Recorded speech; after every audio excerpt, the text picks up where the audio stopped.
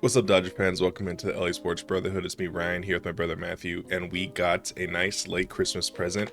The player we were waiting for came back. Teoscar Hernandez is officially a Dodger for another 3 years with potential fourth year club option. Um, Obviously, incredibly excited to see it. There was a lot of different talk about new options or replacements and stuff, and honestly, those weren't even bad player value wise, but I'm sure you agree with me, Matthew, and I know a lot of Dodger fans felt the same way. I didn't really care about the backups. I just wanted him back. Teoscar fit exactly the need we needed, the vibe we needed. He embraced LA more than any 1 year signing I think we've had in a very long time. So yeah, just super glad he was back. Matt, I'll toss it to you. Obviously, we're happy that he's back, but truthfully, did you feel at any point that he was like actually going to be gone? No, honestly, I stayed confident the whole time because, I mean, essentially, he loved me in LA. So what that meant was he was always going to give the Dodgers an opportunity to match. And so when it kept taking longer and longer, I didn't really freak out because I kept saying, well, worst scenario, Dodgers get a chance to match. They always do what the fans, or not always do what the fans want, but they always do what's best for the Dodgers. So I trusted that the guy wanted to come back. I trust the best front office in baseball, and of course, they got it done.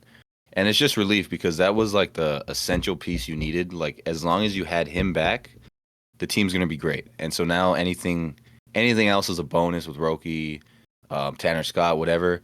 Each unit, I guess you could say, the bullpen, rotation, and the lineup all have the foundational pieces. And so now the way I look at it is anything is a bonus. Sasaki is quite literally like a bonus because you're not paying him, so it's like just just a gift for you, getting a prodigy and one of the some of the best stuff in the sport for basically for free. So obviously we're gonna transition into that. But yeah, lineup looks lineup looks great. I mean, it's the same lineup as last year.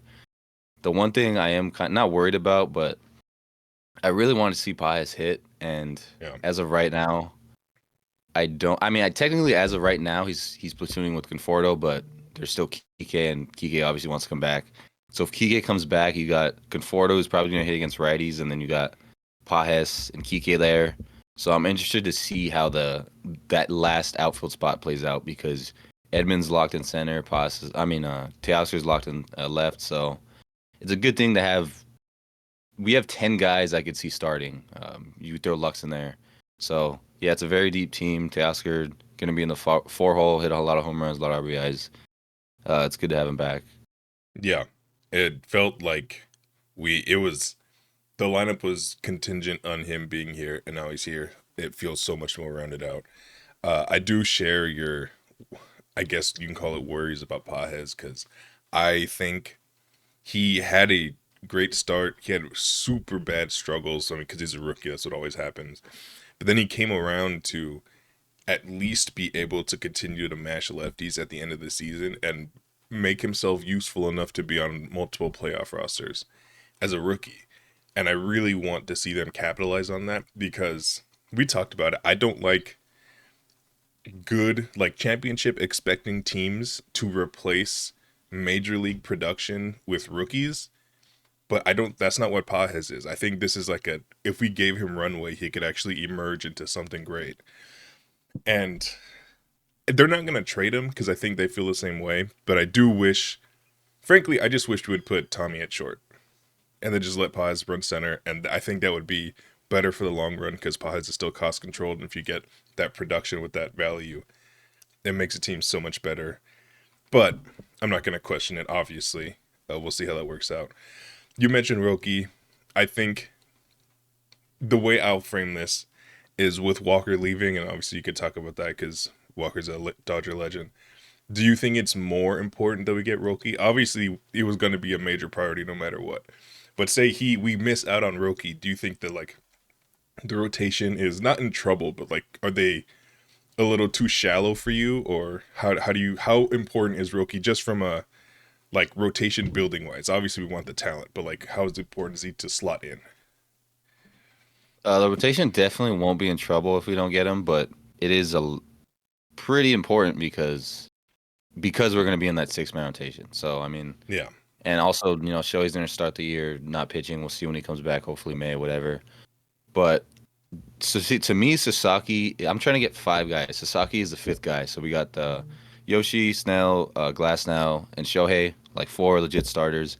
I want a fifth guy, and then the sixth one you can throw whoever. Throw May, Gonsolin.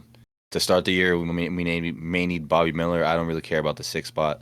We'll get a guy to throw innings in the sixth spot.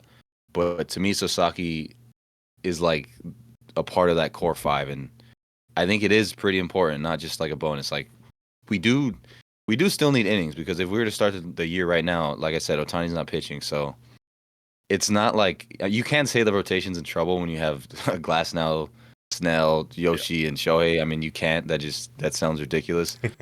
But because we're going to a six-man rotation, I definitely think we need another pitcher, and obviously he's the best one available.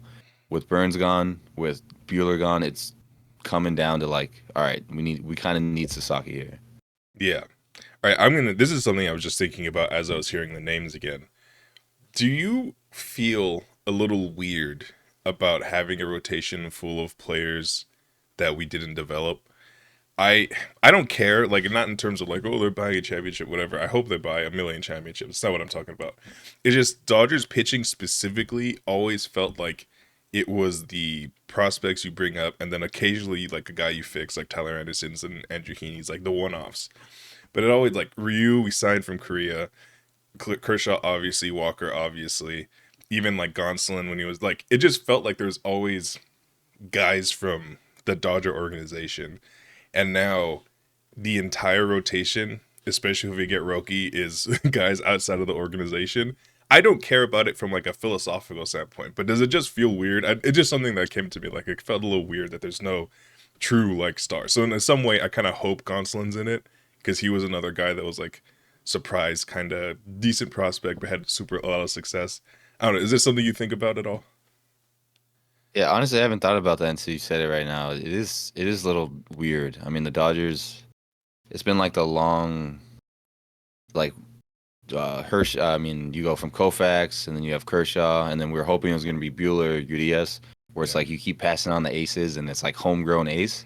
It is a little weird, and it's kind of sad. Bueller being gone, that just kills me because he was Yeah.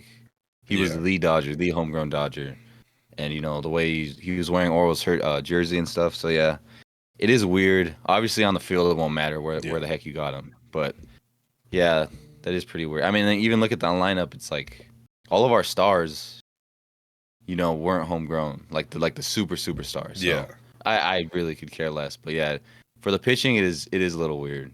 Yeah, like I said, zero guilt or any like, oh, I wish we didn't get like. I love what we've done, and I would not do anything differently. It's just something I noticed. So yeah, I think we can transition to this last little bit. You mentioned Tanner Scott.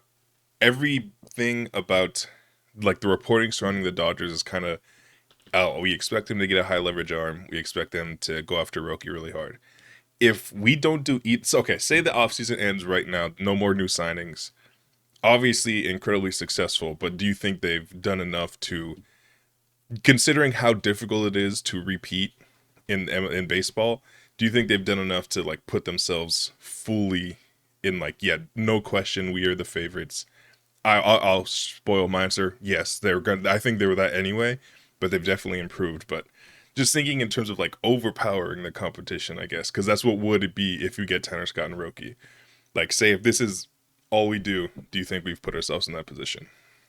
Yeah, 100%. I Yeah, mean, they proved they're the best lineup in the league last year. Pretty much the same lineup.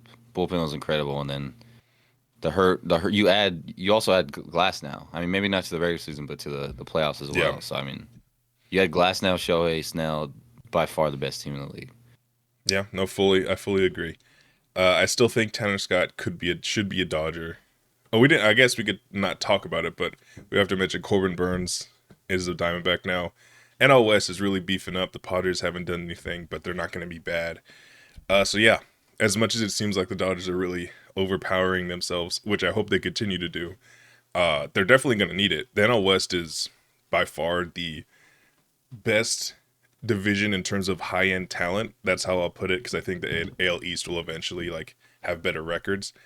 But there's so much talent in the NL West. Like you kind of have to do this, or else you're not going to compete. Like the Giants are not a bad team, but they don't have any like top end talent, and they're not even considered like one of the top, like by far they're fourth. So yeah, it's an arms race in the NL West. Dodgers are continuing to do their thing. Teoscar's back. We'll be back with more, assuming Roki signs. If Roki signs anywhere, we'll be back to talk about the implications. If Tanner Scott ends up being here, obviously we're going to be back. And the Dodgers haven't officially announced the Teoscar signing. Something tells me they're trying to make a trade to at least open 40-man roster space because they're at 39 right now without Teo. So if that happens, we'll be back too. Thanks for watching. Go Dodgers.